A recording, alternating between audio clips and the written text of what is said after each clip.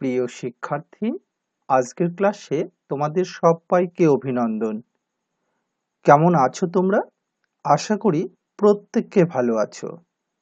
Thumbnail দেখে তোমরা বুঝে গেছো আজকের ক্লাস। আজকের ক্লাস থেকে তোমরা শুধু এসএ কিউ লেখাই শিখবে না, এর থেকে ফ্রি হ্যান্ড রাইটিং এর স্বাদ পাবে। আজকে জানতে পারবে একটি বাক্য লিখতে হলে কত কিছু জানতে হয়। দ্বিতীয় ক্লাসে দ্বিতীয় প্রশ্ন। তোমরা প্রশ্ন দেখে সবাই বুঝে গেছো এই প্রশ্নটি কোথা থেকে নেওয়া হয়েছে। এই প্রশ্নটি নেওয়া হয়েছে থ্যাংক ইউ ম্যাম গল্প থেকে।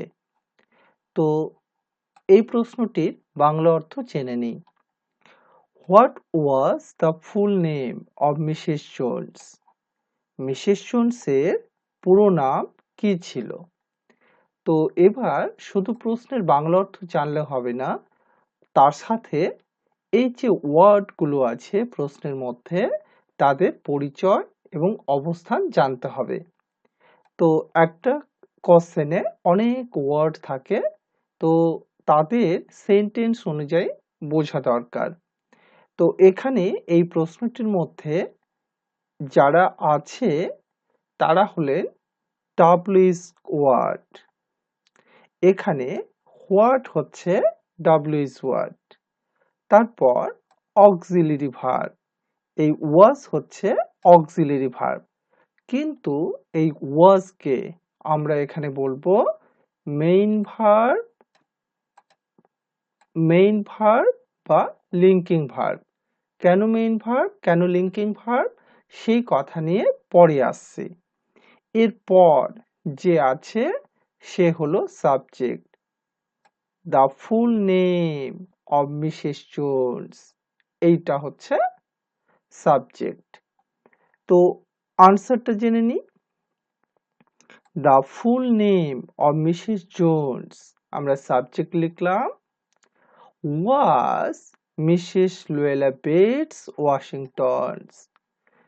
মিসেস জোনসের পুরো নাম হলো Mrs Luella Bates Washington Jones. তাহলে এখানে কি স্ট্রাকচার কাজ করেছে? এখানে হচ্ছে সাবজেক্ট, এই হলো সাবজেক্ট, তারপর লিঙ্কিং ভার্ব। আমরা এখানে ওয়াজ কে বলেছি অক্সিলারি ভার্ব, কিন্তু যখন উত্তর ওয়াজ কে লেখা হলো তার নাম হয়ে গেল লিঙ্কিং ভার্ব। কেন লিঙ্কিং ভার্ব পরে আসছি। আর এই যে Mrs Luella Bates Washington Jones, এইটা হয়ে গেল কমপ্লিমেন্ট। তো এবার আমরা জানার চেষ্টা করি কমপ্লিমেন্ট আসলে কি।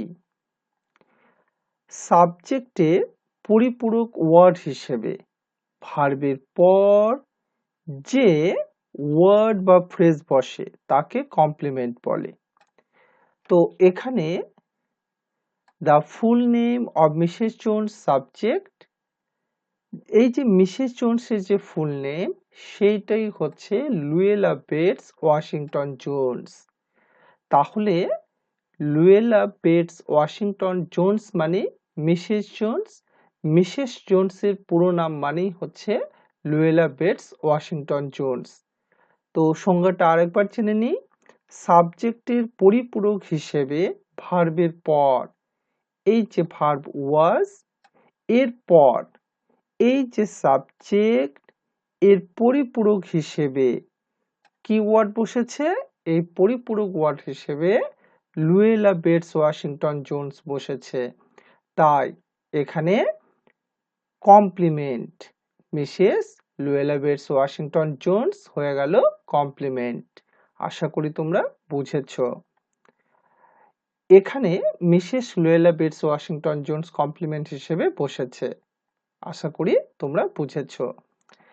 এবার ওয়াজকে আমরা লিঙ্কিং ভার্ব বলছি কেন?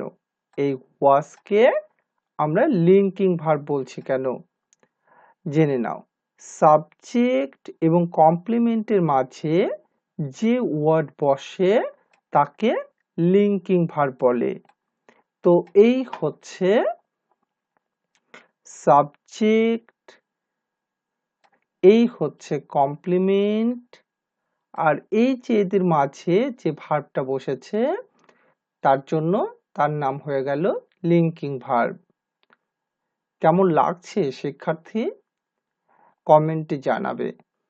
আর এরকম আরো অনেক ক্লাস, তোমাদের পুরো সিলেবাসের ক্লাস ব্যাখ্যা সহ আসতে চলেছে আমার এই চ্যানেল থেকে।